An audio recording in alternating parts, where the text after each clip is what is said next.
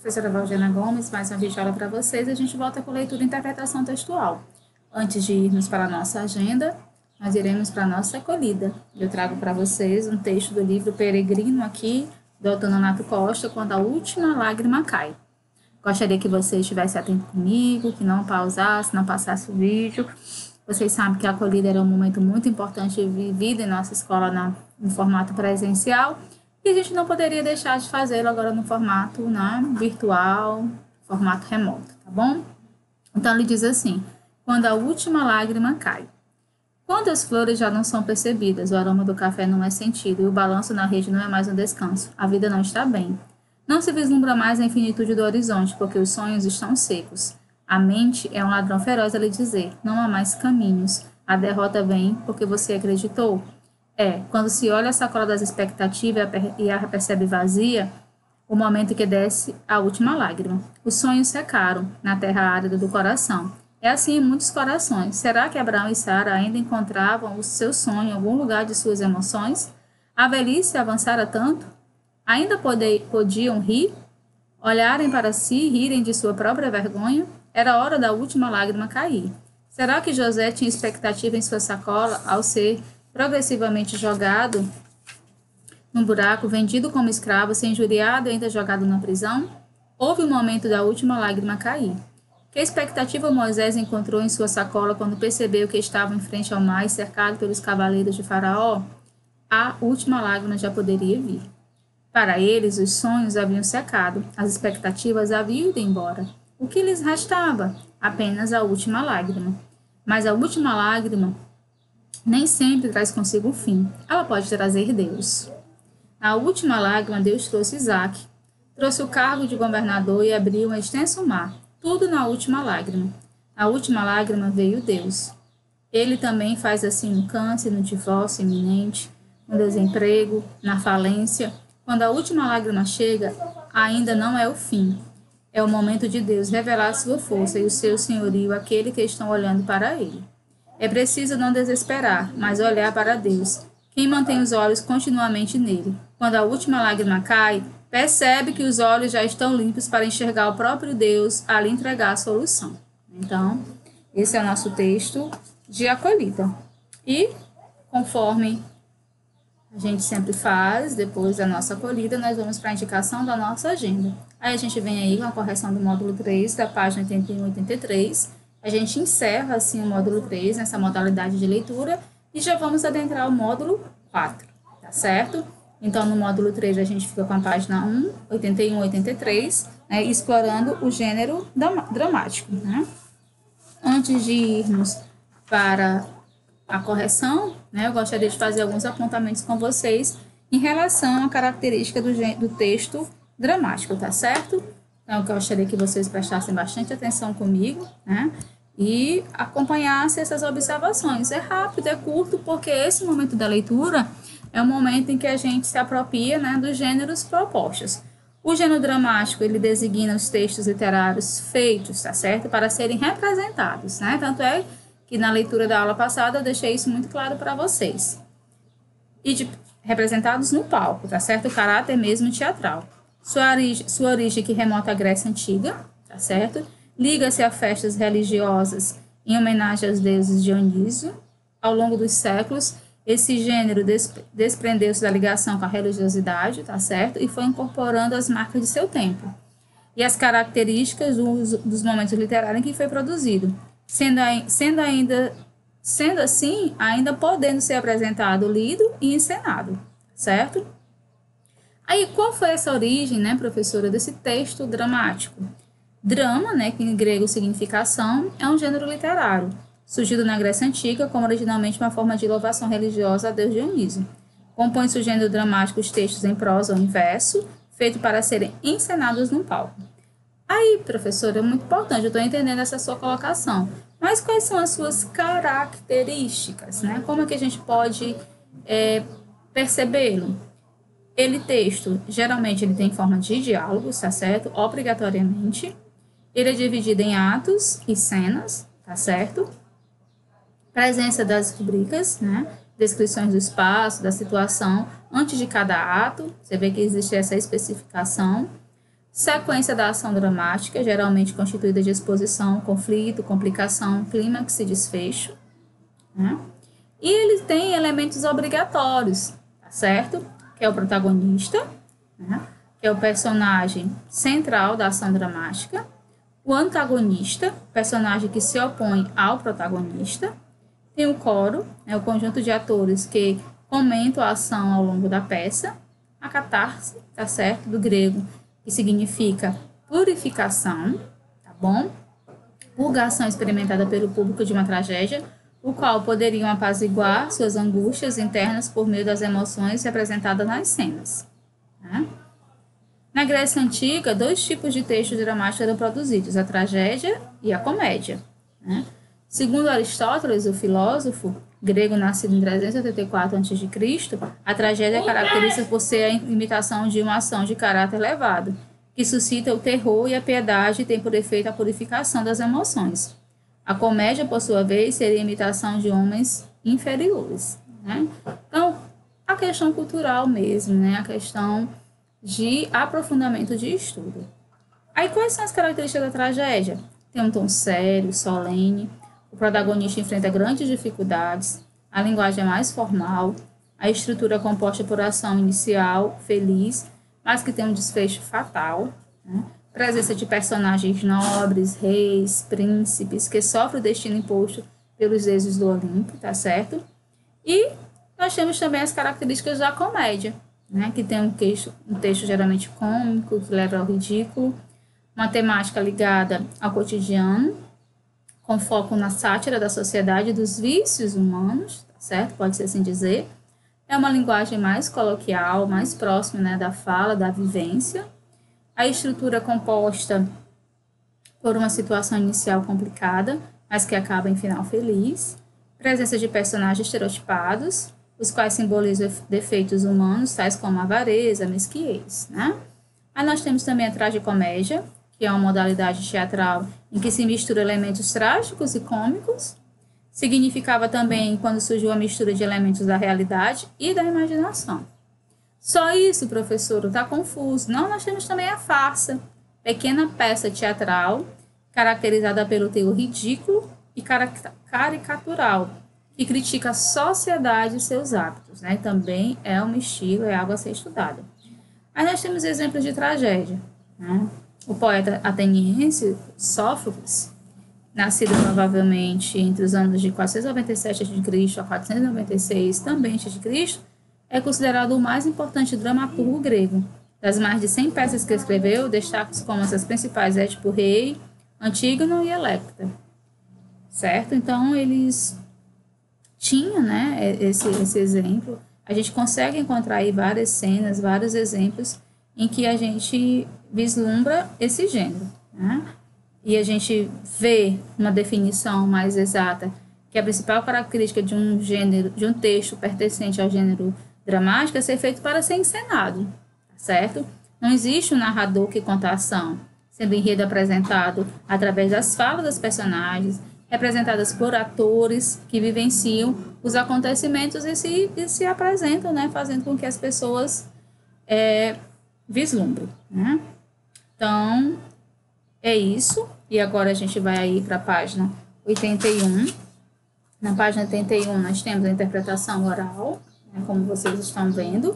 A interpretação oral vocês anotam só as respostas, não precisam, né, anotar, copiar as perguntas. E perguntam, o que você achou do trecho da peça O Santo e a Porca? Né?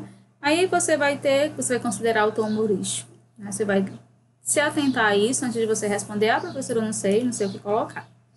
Qual tema é satirizado no texto que você leu? Suas hipóteses sobre o tema abordado no texto se confirmam após a leitura? Né?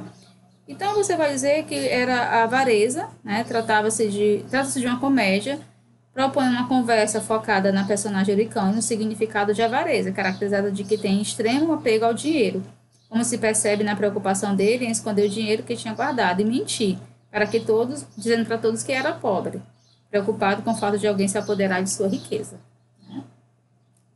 Então, essa é a interpretação oral, que é sim importante que você faça, que você deixe aí anotado as respostas. Aí nós vamos para a interpretação escrita. Quais são os personagens que aparecem no trecho da peça que você leu? Então, você vai lá, se tiver alguma dúvida, se não estiver lembrando, e anota, né? Caroba, Euricão, árabe, Pinhão, Margarida e Dodô, certo? Então, você anota aí, Caroba, Euricão, árabe, Pinhão, Margarida e Dodô. O que provoca o humor no diálogo inicial entre Caroba e Euricão árabe? O fato, né, de Caroba confundir o nome de Euricão e pronunciá-lo de formas diferentes, e de Euricão desistir, né, de corrigi-la. Isso acontece por vários momentos durante o texto. A obra O Santo e a Porca está repleta de mal entendidos, sendo um deles a interpretação equivocada que Euricão faz da carta de Eudoro Vicente. Releia a seguir uma fala em que a carta é lida. Euricão, então eu leio. Meu caro Eurico, espero que esta vá encontrá-lo, como sempre, com os seus, gozando paz e prosperidade. Aí, Margarida. De que forma Euricão interpretou esse trecho? Muito engraçado mesmo. Ele achou que a intenção de Eudoro era lhe pedir dinheiro, por pensar que Euricão era rico, próspero. O que Eudoro realmente quis dizer? Foi cortês, usando uma forma tradicional de se iniciar uma carta, fazendo toda o contato, educado e gentil. Como é possível o leitor saber qual é a parte da fala do personagem e qual é a parte da carta? A parte da carta é destacada em itálico, Então, a gente vai fazendo essa diferença. Certo? Então, pessoal, como é um texto longo, que era para ser encenado, você vai observando cada fase, cada decalque, cada palavra, cada encenação, como se fosse um ato mesmo, como se estivesse num ponto de ser representado, encenado, tá certo, no nosso palco, não é verdade? Página 82, quarta.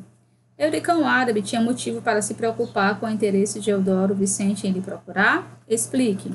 Sim, pois ele escondia uma porta cheia de dinheiro, Aí tá um pouco, desse tom dramático, meio voltado para a comédia, que era onde o personagem, ele guardava esse seu dinheiro embaixo de 7 chaves.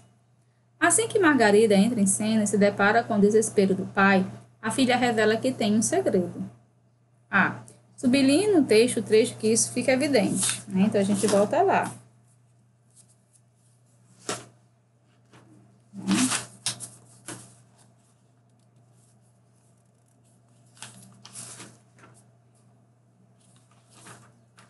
Vamos lá.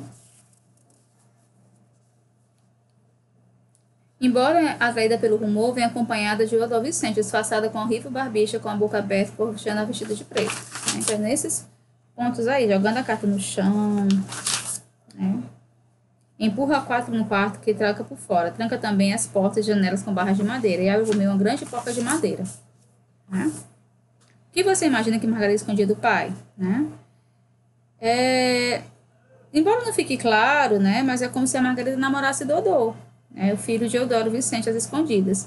Este é um momento propício para incentivar a turma, as pessoas ao pai a ler a carta, e o pai do rapaz vinha justamente fazer, acho que essa perspectiva com o pai dela, de oficializar. Releia o trecho a seguir, em que Margarida continua a leitura da carta de Eudoro Vicente, em seguida responde as questões. Margarida. De minha chegada aí, mas quero avisá-lo, pretendo privá-lo de seu mais precioso tesouro. Então, quem era o tesouro? A filha, a filha dele. De acordo com o autor da carta, o que seria o mais precioso tesouro? O santo, a porca, Margarida. O que Euricão interpreta como seu precioso tesouro? Qual a leitura que ele vai fazer? O que ele pensa desse tesouro? Que ele valoriza mais seu dinheiro do que sua filha. Qual era o motivo de Euricão árabe ter esse comportamento? Cite um trecho do texto que justifica sua resposta. Ele se preocupava com o futuro, com a velhice. Então, assim, o que fica muito claro também é essa crescente preocupação dele com o futuro. Hei de casá-la com um homem rico e ela há de amparar a velhice do paizinho dela. Olha aí. E os que vivem zombando dele não têm garantia de sua velhice. Então, você anota aí como critério de resposta, olha aí. Hei de casá-la com um homem rico e ela há de amparar a velhice do paizinho dela. Os que vivem zombando dele não têm a garantia de sua velhice. Euricão Árabe é um personagem de uma obra fictícia. Seu comportamento caracteriza exageradamente o comportamento de pessoas reais. Que reflexão essa peça promove? Ele leva a reflexão sobre atitudes como a supervalorização do dinheiro e de bens materiais em detrimento de outros aspectos da vida que devem ter prioridade, como as relações pessoais e os laços que criamos. Então, de novo, ele nos leva a refletir, nos leva à reflexão sobre atitudes como a supervalorização do dinheiro e de bens materiais em detrimento de outros aspectos da vida que devem ter prioridade, como as relações pessoais e os laços que criamos. Então, é muito importante que de cada texto lido a gente possa apreender, a gente possa tirar as informações importantes e pertinentes para o nosso crescimento também. Qual é a finalidade primordial de um texto dramático? Já disse, bem lá no início, de ser encenado. Então, uma das características mais importantes desse texto dramático, ele é ser encenado mesmo, ele ser criado, de ter um recado, de copiar um modelo de comportamento socialmente não aceito ou socialmente a ser criticado, que deseja fazer essa crítica para que exista essa nova construção de um olhar mais apropriado, mais adequado, tá certo? Aí, oitavo. Diferentemente de outros gêneros narrativos, como conto, romance ou fábula, no texto dramático geralmente não há narrador para contar os fatos. As falas dos personagens ajudam a cumprir esse papel. Então, tem que prestar bastante atenção para quando for, se não houver indicação de uma fala para outra. Além das falas, um recurso chamado rubrica, ajuda na progressão do texto. Relê o trecho a seguir. Empurra os quatro num canto qualquer, que tranca por fora. Tranca também as portas e janelas com barras de madeira e abre pelo meio uma grande porca de madeira, velha e feia, que deve estar em cena, atirada a um canto, como se fosse coisa sem importância. Assinale a função de trechos como esse em um texto dramático. Orientar os atores sobre como agir, falar e se movimentar em cena. Indicar ao ator o que deve ser declamado da encenação. Então, fica claro para a gente aí que é orientar os atores sobre como agir, falar e se movimentar em cena. Destaque no texto outras ocorrências de rubrica. Então, você vai lá e marca lá outros momentos em que vai se falar do que se deve fazer em relação ao contexto de apresentação. Leia um texto dramático. Um texto dramático costuma conter algumas divisões. Veja, ato. Cada parte de uma peça teatral, geralmente dividida por intervalos. Isso vai corresponder ao ato. Quadro. Subdivisão do ato, quando geralmente se altera o cenário. Cena. A menor divisão de uma peça teatral. Uma unidade de ação. Quais dessas partes aparecem no trecho da peça O Santo e a Porca que você leu? O primeiro ato e a cena. A peça O Santo e a Porca, além de ser escrita por um nordestino, apresenta personagens nordestinos, valorizando com isso a cultura da região nordeste do Brasil. Explique como essa valorização é evidenciada no texto. A gente percebe quando ele fala e apresenta traços típicos da região. Por exemplo, Célio cavalo e vai na minha frente. De cá, o uso da palavra aperreio, a religiosidade, a situação interiorana retratada, cavalo, cofre residencial, Então, todos esses itens, esses elementos nos remetem a essa cultura. Aí, por fim, a gente tem aí que o texto dramático é escrito para ser encenado. Por esse motivo, não é comum apresentar narrador, Então, a essência dele é realmente para ser encenado. As próprias falas dos personagens, que são antecedidas dos respectivos nomes, cumprem o papel de dar progressão à narrativa. Ele pode ser segmentado em atos, quadros e cenas. Há indicações cênicas, tá certo? Que também são conhecidas como rubricas, que guiam a montagem da peça e orientam as atitudes. a entonação, a expressão, a movimentação e os gestos dos personagens em cena. Então, essa foi a nossa videoaula de hoje. Fica aí como indicação para vocês, né? Estreando o módulo 4, a páginas 10 a 15, tá certo? A gente volta na próxima videoaula já com essa correção, com os apontamentos necessários desse gênero. Então, a aula de hoje foi basicamente em volta do texto dramático. Espero que vocês tenham gostado e até a nossa próxima videoaula, se Deus quiser.